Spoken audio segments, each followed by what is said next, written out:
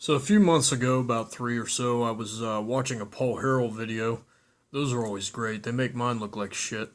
Anyway, he was using speed loaders on these small NAA firearms, these small NAA single-action revolvers.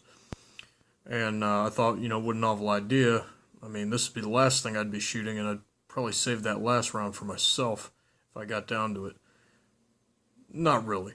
Anyway, one of the commenters on it suggested that if you have a sticky cylinder, go ahead and put a Q-tip with some kind of buffing compound. I think they suggested Brasso.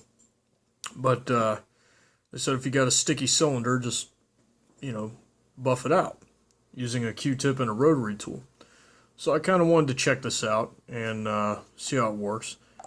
So I just got done shooting this, and when you shoot it, the cylinders only get stickier. The powder residue and everything expanding tends to make it tight.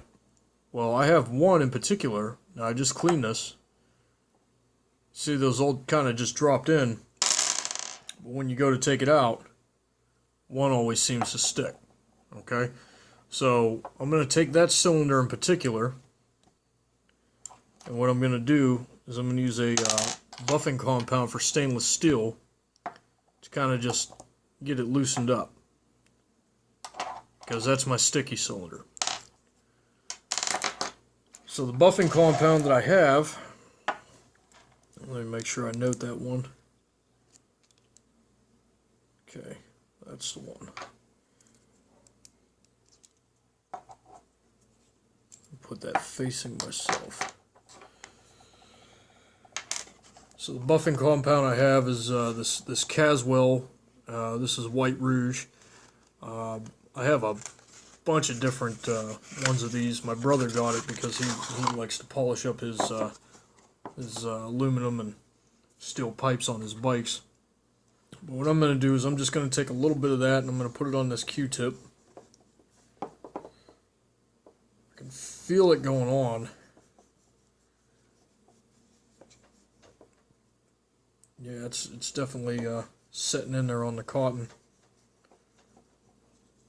What I'll do is I'll probably just give it a little spin. Okay. And we'll put it down in there, and I'll make sure that I only go through the back, because I don't want to. I go through the back here because I don't want to mess up the forcing cone.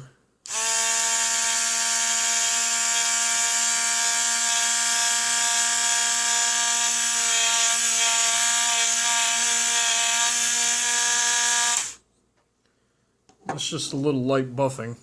So what I'll do is I'll take a Q-tip,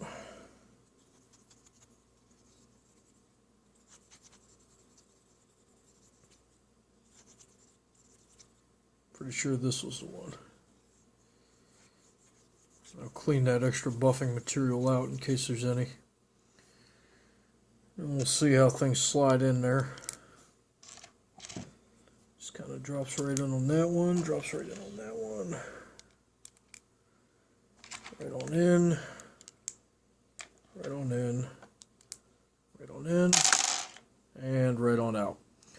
So, I think I might just buff all of these cylinders just to give them a once over, and because like I said, with any kind of prolonged firing and with the NAA style weapons, prolonged can be, I don't know, 3 cycles, so 15 rounds, and they tend to gunk up pretty good.